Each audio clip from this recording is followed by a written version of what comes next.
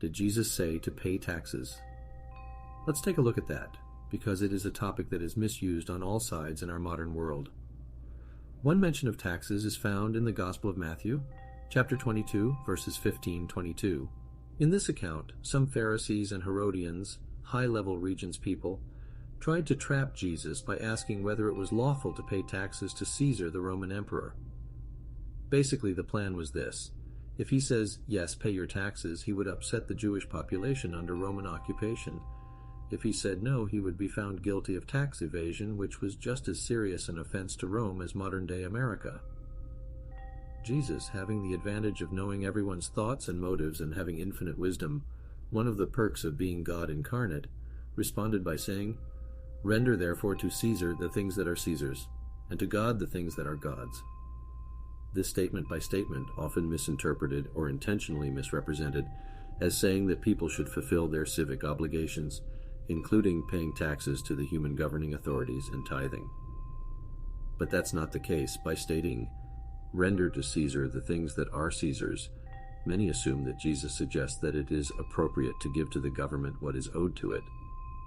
However, he also emphasizes that there are things that belong to God, implying that one's ultimate allegiance and devotion should be directed towards God. And another big one, he distinguished between God and Caesar. It is important to note that this response from Jesus was not an extensive teaching on taxes, but rather a wise and evasive answer to a specific question aimed at trapping him.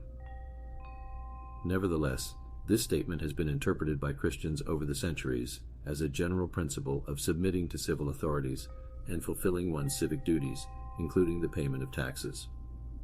But there is actually something that most English-speaking people unfamiliar with Jewish culture will miss. Who provided the coin to Jesus? It was a priest, and they were in a temple courtyard.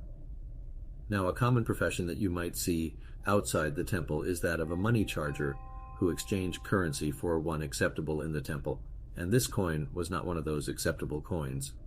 A denarius, which is the coin in question, was a silver Roman coin commonly used in trade during the time of Jesus. It was the standard payment for a day's wage for a laborer, so take your entire paycheck and divide it by how many days you worked, and that's roughly how much this coin was worth. The denarius typically featured an image of the reigning Roman emperor on one side. Roman emperors, including Caesar, were often revered and worshipped as divine figures during their reigns, and some Roman coins even included images or symbols associated with the emperor's divine status, such as their profile or a representation of a deity with whom the emperor was associated. These depictions served as a subtle reminder of the emperor's divine connection or authority. On the other side of the denarius, there could be one of various designs and symbols.